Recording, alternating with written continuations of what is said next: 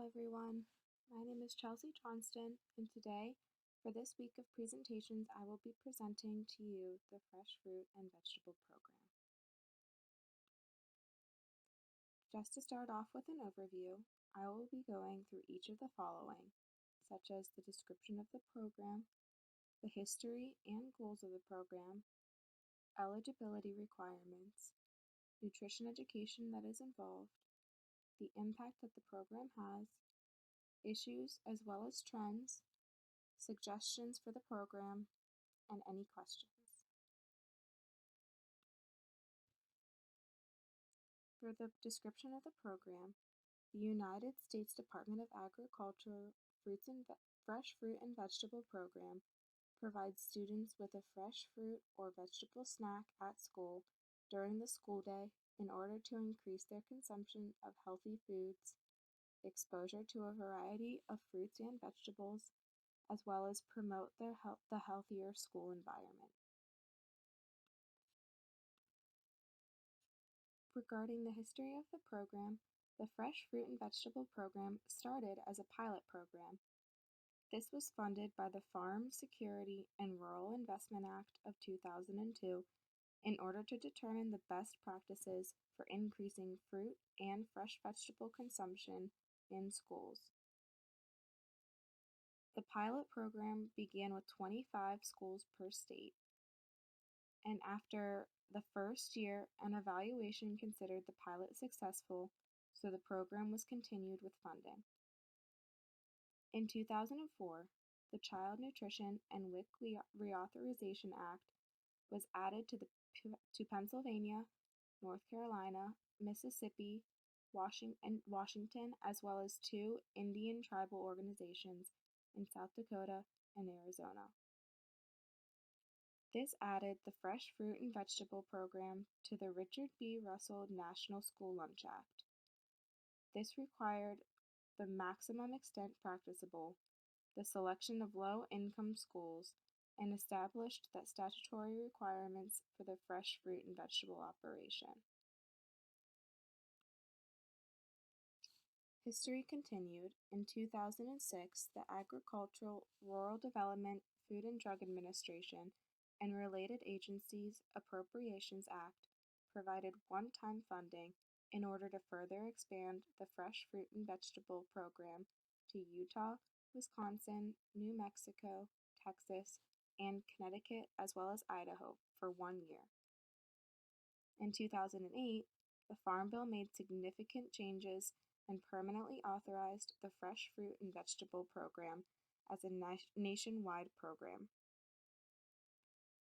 It created other revisions as well as additions, such as making dried fruit ineligible to be served, limiting the program participation to elementary schools, thus beginning in 2010 and 2011, and no longer limiting the program to 25 schools per state. Some program goals are to decrease the prevalence of childhood obesity, introduce elementary school children to a variety of fresh fruits and vegetables that they may have never had access to try, as well as encourage children to consume unprocessed fresh produce, and promote nutrition education within the elementary schools.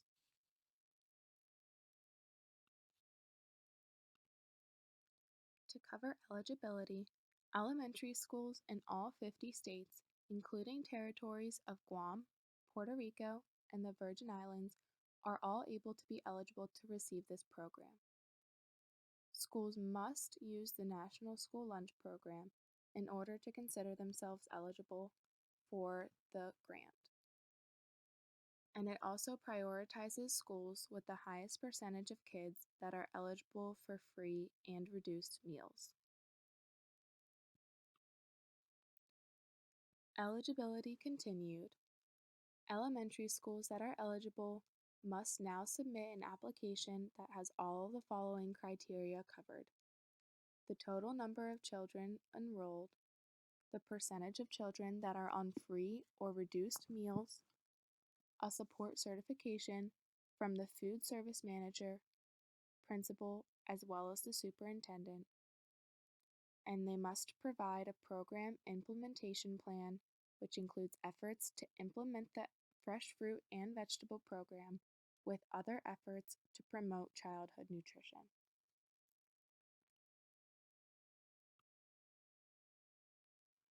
The stages of life that are impacted are all kids in an elementary school level, which covers the age range of 5 through 10.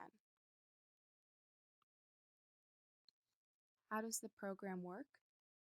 Elementary schools that are selected can receive $50 to $75 per student. The amount per student is determined by the state agency. These funds are then used by the schools in order to purchase fresh fruits as well as vegetables for the children for free. Every month, the schools have to submit a claim in order to get reimbursed for the expenses of the fresh fruits and vegetables from the state agency. The fruits and vegetables for this program can only be served during the school day, not before school starts or after it is over. Schools should offer fresh fruits and vegetables as many times as possible, but it is expected that they are served to the children at least twice per week.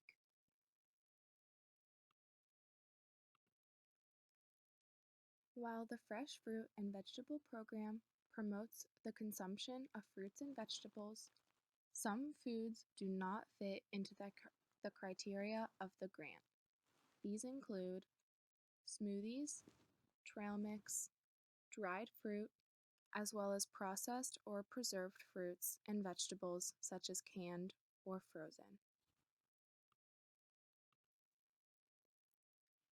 This slide goes over the nutrition education that is involved in this program. While thorough nutrition education is encouraged and promoted in this program, the funding for this program does not cover the nutritional education. Therefore, it cannot be provided through the grant itself. Though, educational signs and messages are displayed to the students. Below is a picture posted of a sign providing a cute description of an apple, as well as proposing a questions for the kids that can motivate them to think more about other fruits like apples.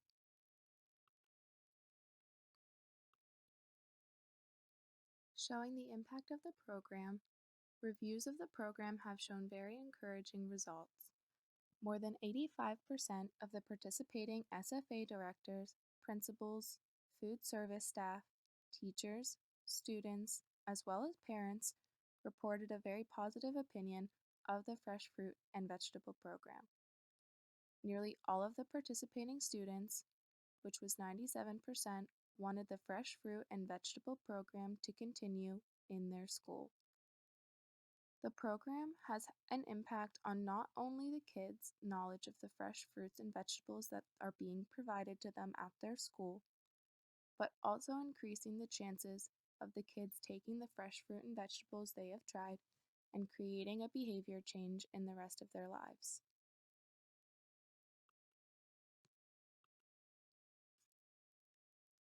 Some of the program drawbacks are that since the program only allows fresh fruits and vegetables to be reimbursed to all the schools who purchase them, affordability as well as availability is becoming a problem.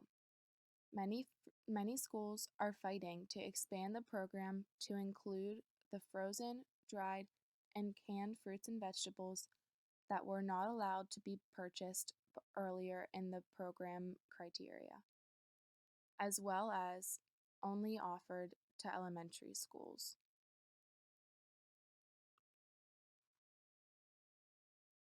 Some suggestions that I would have for this program would include the implementation of resources for nutrition education, as well as including them in the cafeteria during mealtime, and potentially expanding the program to both middle and high schools.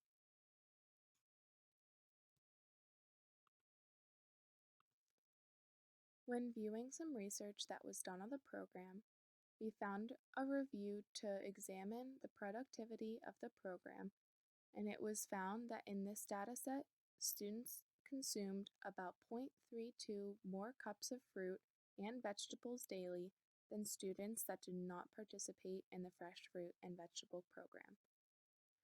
It was also stated that of those who participated, the majority of the students took the snack when it was offered. In this graph, you can see what is it depicting as well as claiming. This being that not only were kids open to receiving the fresh fruits and vegetables that were being provided for them, but they were consuming them and it was increased as well.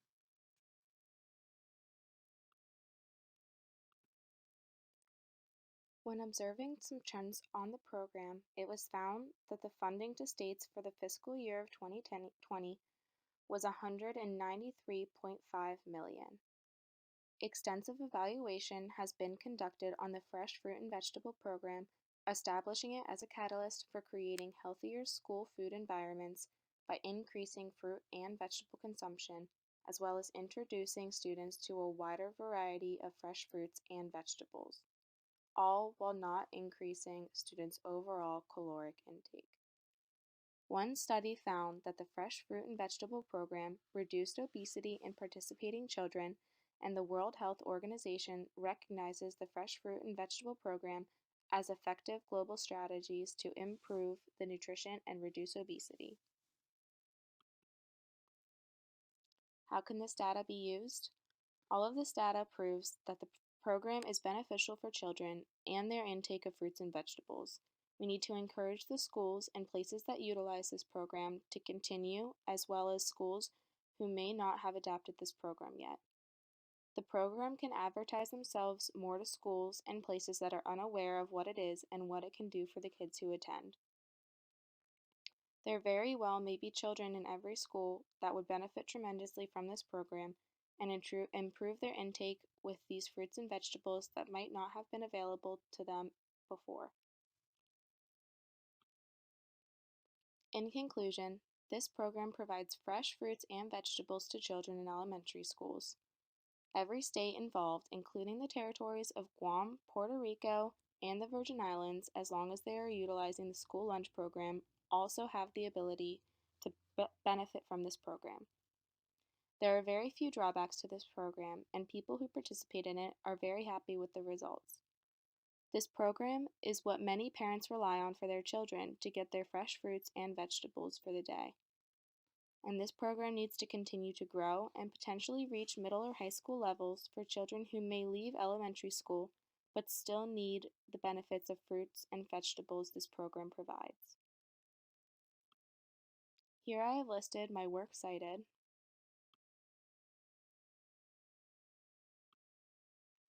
And lastly, I have a couple questions. First being, the fresh fruit and vegetable program is only provided for elementary schools. Do you think that middle and high schools should be included as well? Why or why not? The schools who receive this grant are able to use it to purchase fresh fruits and vegetables to serve lunch during the day, though not as a part of the actual breakfast and lunch meals. Do you think that this would have an impact on kids choosing to add them to their meal or day? Why or why not? Lastly, I mentioned that although educational and motivational messages are provided for the kids, the FFVP grant does not cover nutrition education or counseling. Do you think they should fight to include this? Why or why not? Thank you.